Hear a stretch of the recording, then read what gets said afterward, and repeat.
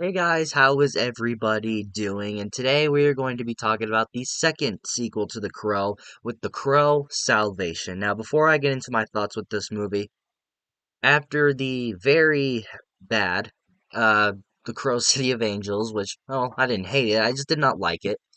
And going into the rest of the series, I didn't know what to expect. I didn't like the first sequel, and I was like, well, can't get really any better than this. And what I was told by fans and from other people that are fans of the first movie said that Salvation was the one that was tolerable. That this one is tolerable to watch. And I was like, well, I don't know how it's going to be tolerable to watch after the brutal first one, Bruce first sequel that was City of Angels. But honestly, I kind of like Salvation.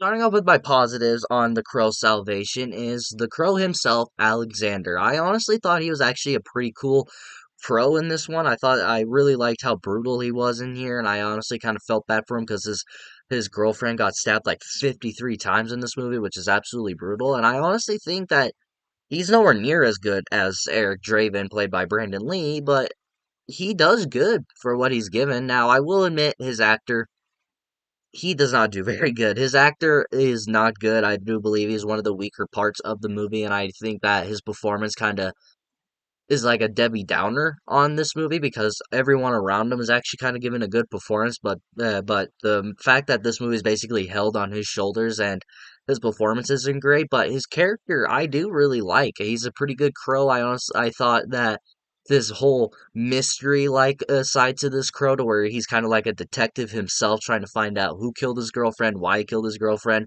who is this person with the scars that they have on their arms and who they are basically.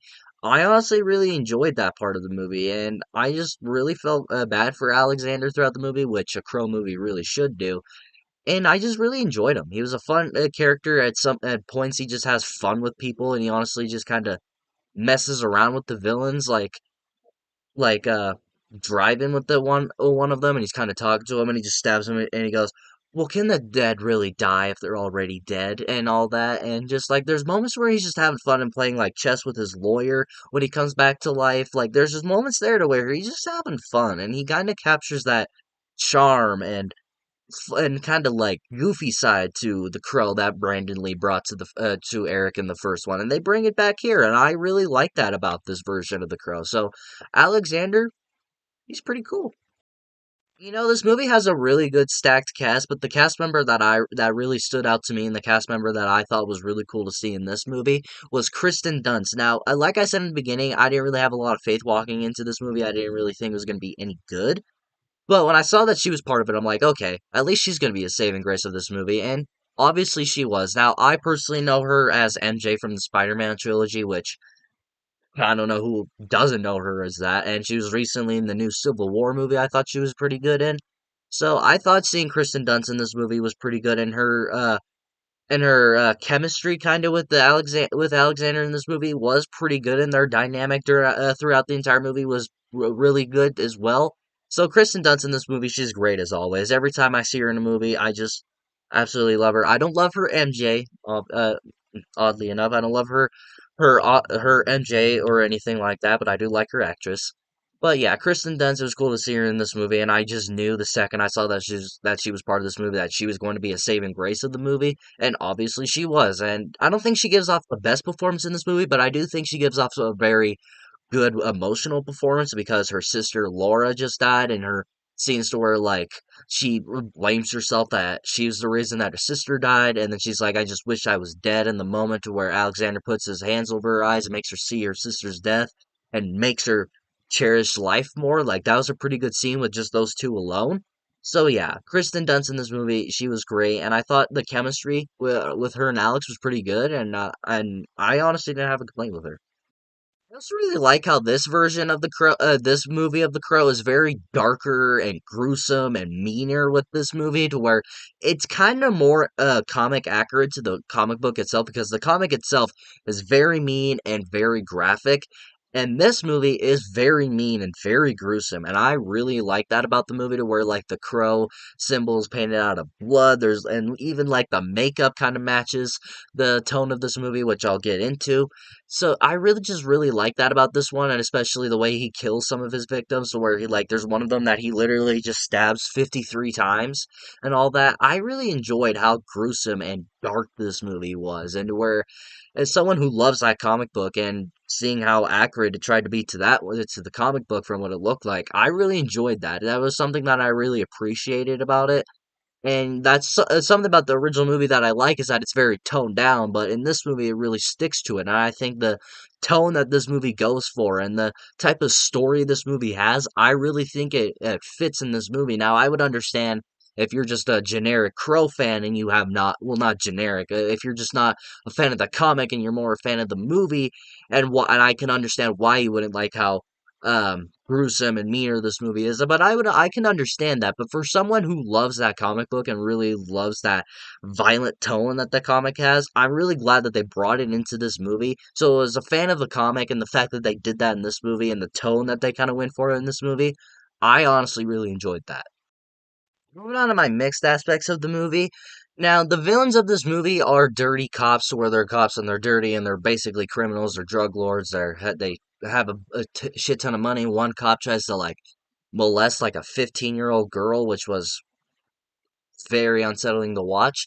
Now, on one hand, I kind of like that. I really liked how it kind of had that mystery like side to the movie, but I never really felt the characters were cops, because when you see a movie and there's a cop that's a dirty cop, there are moments here and there to where they're just a cop but they're very shitty at their job, what it just seems like. In this movie you never get that, maybe because I'm just a huge like cop show type of guy. I love The Shield. Not The Shield, what was that one show I watched? I can't remember. I'm blanked on TV shows right now. But someone who kind of likes that, and when there's like dirty cops but in those shows and like that, they show that they do police work and all that, but in this movie, I never got that. They just more showcase them as horrible human beings and horrible people, which to an extent, I'm glad that they did that and they didn't try to show them that they were very good people, because obviously we saw what horrible things they did to Laura in this movie, which I don't think we want to see a good side to them. But I don't know, just something in me, I was just watching, I'm like, well, I really wish we kind of got to see a good side to them to where we didn't hate them completely. But at the same time, when you're watching this movie and you know what they did, at the same time, you're like, oh, murder the shit out of them, please.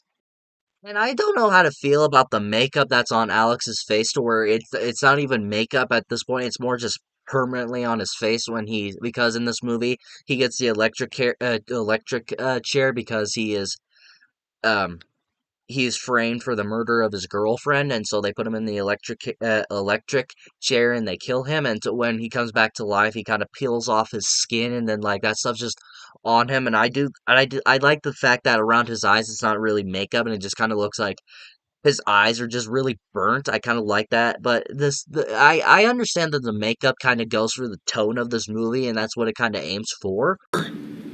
Haunting. Your face is the stuff of nightmares. Like, But I never really thought that it looked great. I don't know. Maybe because I just love the look of the original Crow, and it was just I was just looking at him. I was just like, he's fine, I guess. But I don't know. The makeup, it's fine. I'm glad that it went for the tone of this movie to where it's more darker and gruesome. But it's fine, but not great. I didn't really like the fact that we had to watch him just peel off his skin to show that, because that scene, ugh, probably didn't help because I was eating during that sequence. I was eating a bag of chips while watching this movie, and during that sequence, I almost spit out my chips, almost like puked, because that was disgusting. I was like, ugh. Moving on to my negatives, and I really only have one negative with this movie, and it's kind of a big one for me. And I thought it was very obvious who the villains were, and I also thought it was very obvious that the dad had something to do with it, because the second that he was watching Alex getting electric in the chair, getting electrocuted in that chair, electric in the chair, but being electrocuted in the chair, I had a feeling, I'm like, there's gonna be some lame reveal that he had something to do with this, right? And apparently kind of did, but at the same time, he didn't do anything wrong. He just wanted his daughter to be safe, because he just didn't want her to know all the shit going on that we find out at the end of the movie and stuff like that. He didn't want her to know, and then she found out knowing, and he wanted to make her not reveal what was going on. So he had something to do with it, and the person with the scar, to where it's supposed to be a mystery who it is, I knew the second who it was when they introduced that character. I'm like, well, there he is. And then when they kind of showed that there was a fake arm in the fire and like a different arm in a fire with the same exact scar, I was like, they probably framed someone else. And then it was like, oh, look at that, they did. So trying to hide who the villains were and that the dad was somewhat part of it, I thought it was very obvious. All in all, guys, I kind of like the Crow Salvation. It's nowhere near as good as the first Crow. It's not even a fucking quarter mile as good as the first Crow. But it's still a damn good time. I honestly had a damn good time with this movie. It has its issues, obviously. And I can honestly see myself rewatching this movie in the future. I don't think I'd rewatch it like after the original anytime soon. Like it's not gonna be one of those sequels to where after I watch the original movie, I'm gonna go right to one of the sequels.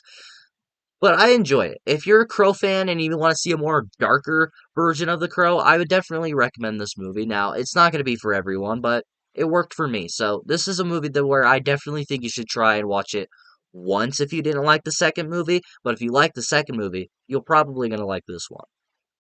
So what do you guys think about The Crow Salvation? Have you seen it? What do you think about it? Do you like this movie? Do you not like this movie?